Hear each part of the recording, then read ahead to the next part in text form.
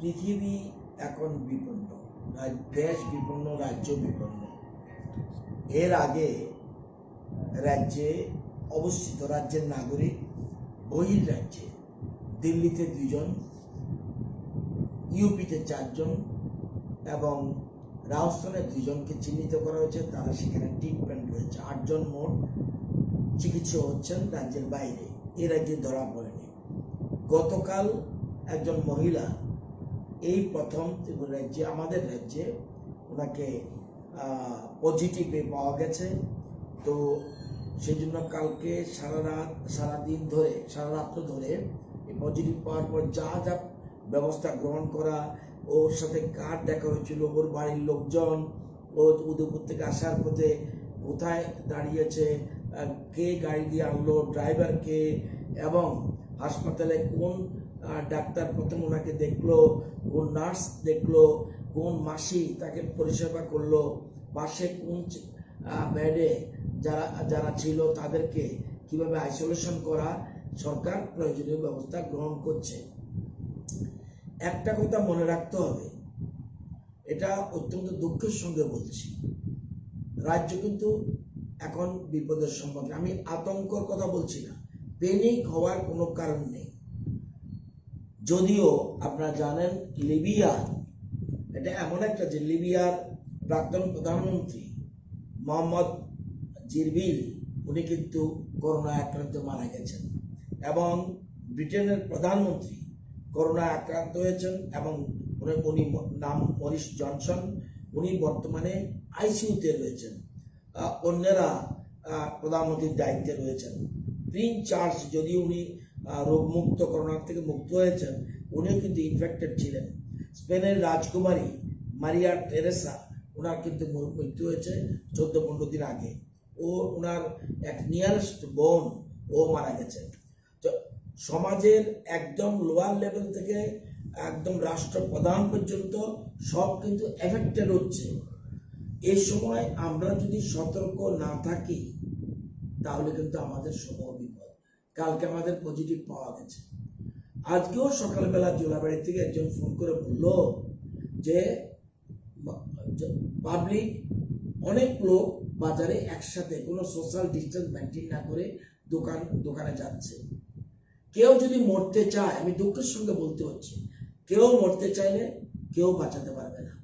প্রধানমন্ত্রী, মুখ্যমন্ত্রী, মন্ত্রিসভা, প্রাক্তন মুখ্যমন্ত্রী, কেউ বাঁচাতে পারবে না। যদি নিজে বাঁচতে না চায়, কাউকে বাঁচানো সম্ভব নয়। আমি একদম দুঃখের সঙ্গে বলছি, আমাদের রাজ্যের জন্য আগামী কিছুদিন অত্যন্ত গুরুত্বপূর্ণ। কোনো মতেই প্রয়োজন থাকলেও বেরোনো উচিত না। আমরা নিজেদেরকেও যতটুকু সম্ভব সোশ্যাল ওয়ার্ক করার সাথে সাথে নিজেদেরকে ঘরের মধ্যে আবদ্ধ রাখছি। যারা আপনাদের চ্যানেলের মাধ্যমে এই কথাগুলি যাচ্ছে, কেউ যদি মরতে চান, this is the proper time. কেউ যদি বাঁচতে চান, নিজেকে বাঁচিয়ে নিন। এর বেশি আমি কিচ্ছু বলবো না। যদি কেউ যদি মরতে চায় ইচ্ছে করে, তাকে কিন্তু প্রশাসন, সরকার কেউ বাঁচাতে পারবে না। এখন এই দুর্যোগ মুহূর্তে সবাইকে কঠোর সাবধানতা অবলম্বন করতে হবে। আমাদের রাজ্যের মুখ্যমন্ত্রী বলেছেন, দেশের প্রধানমন্ত্রী বলেছেন, আগামী দিনগুলি আরো ভয়ঙ্কর আসছে। সেজন্য কতজন এফেক্টেড হলো, কতজনের রোগ মুক্ত হলো, কতজন মারা গেল, এটা বিষয় নয়।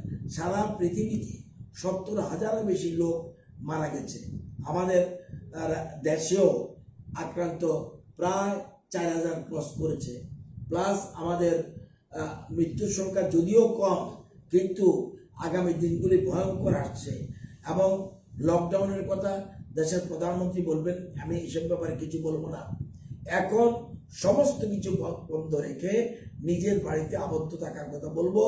যদি প্রয়োজন হয় চাল সিদ্ধ করে ভাত খান, তবুও ভালো, কিন্তু কোনো মতেই প্লিজ এভাবে আমরা কড়াভাবে বলতে হবে। দেশের প্রধানমন্ত্রী, অন্যান্য রাজ্যের মুখ্যমন্ত্রী, আমাদের রাজ্যের মুখ্যমন্ত্রী অনেকটা শক্তই এখন বলতে হচ্ছে, সবাই বাড়িতে থাকুন, নিজে বাঁচুন, অন্যকে বাঁচতে দিন।